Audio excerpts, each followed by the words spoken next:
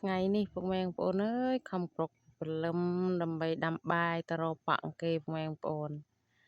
តែមានឯណាពុកម៉ែបងប្អូនអើយដោយសារយើងគ្មានម៉ូតូគ្មានអីជិះគេណាពុកម៉ែបងប្អូនរត់តាមគូយន្តគេអត់ទាន់ទេដោយសារគេទៅរកប៉ាក់មុនអស់ណាពុកម៉ែបងប្អូនក៏យើងក៏ដូរចិត្តមកជួយព្រោះស្រូវម៉ែម្ដងថ្ងៃនេះនំកូនពៅមកព្រោះស្រូវម៉ែនេះម៉ែកាត់បានអត្រាក់ទៅព្យួរថ្ងៃនេះក៏យើងហើយចាប់ដើមមកជួយព្រោះគាត់ស្រូវខ្លួនឯងតែបានព្រោះទេបងប្អូនដោយសារមានលុយដាក់អត្រាក់ទេហើយភ្លៀងក៏វារាំងអត់ភ្លៀងណាបងប្អូនដល់វារាំងយូរពេកដីវារឹងព្យួរអត់មុតទេបងប្អូននេះក៏យើងបានមកដល់ស្រែហើយបងប្អូនក៏ដល់មួយសន្ទុះបងប្អូនមកអត្រាក់កាត់មកដល់ណាគាត់មកដល់មួយសន្ទុះដែរហូបបាយហូបអីរួចគាត់ចុះទៅព្យួរហើយបងប្អូនតើថ្ងៃនេះអត្រាក់2ពុកម៉ែបងប្អូនកង់គ្នាស្រែ2កលែងស្រែកលែងនឹង4ម្ចាស់ពុកម៉ែបងប្អូនដល់ពេលនេះ4ម្ចាស់យកអត្រាក់ទៅផ្សេងគ្នាបាន3ម្ចាស់យកអត្រាក់ផ្សេងគ្នា2ម្ចាស់នោះក៏យកអត្រាក់តែមួយជាមួយគ្នាណាពុកម៉ែបងប្អូននេះគាត់ពួកគាត់ក៏អ្នកខាងជើង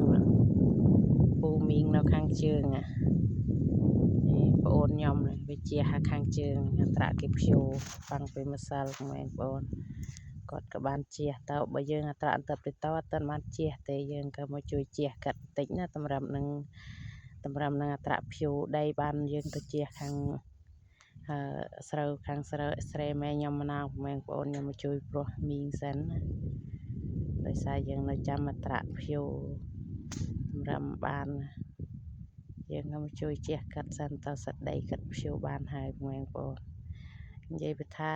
ត្រាក់អាណាកង់គ្នាបងប្អូន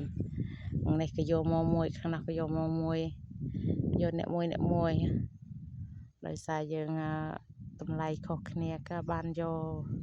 តែមួយជាមួយគ្នាតែខ្ជិលចាំណាបងប្អូនត្រាក់ខ្លះក្តាប់8ខ្លះក្តាប់7ក្នុងមួយហាត់ណាបងប្អូននេះក៏ខ្ញុំបានមកជះស្រូវមេម្ដងហើយបងប្អូនគាត់ថាអត្រាក់កាត់ព្យួរបានរៀងច្រើនហើយស្រែ2ស្រែ3ហើយក៏យើងហូបបាយហូបអីរួចបានមកជះណាបងប្អូននេះក៏មកដល់ក៏អត្រាក់ព្យួរបាន3ហើយនេះយើងបានជះហើយស្រូវនេះយើងជះរួចអស់ហើយបងប្អូនក៏អង្គុយចាំតម្រាំអត្រាក់ព្យួរបានទេបងប្អូនបានយើងទៅជះទេណាបងប្អូនបទអូនខ្ញុំក៏អត់មានអីច្រើនទេអរគុណបងប្អូនដែលតែងតែតាមដានចុច like ចុច follow សូមបងប្អូនជួយ share អ្នកមួយផងដើម្បីអ្នកផ្សេងក៏បានឃើញវីដេអូរបស់នាងខ្ញុំអរគុណ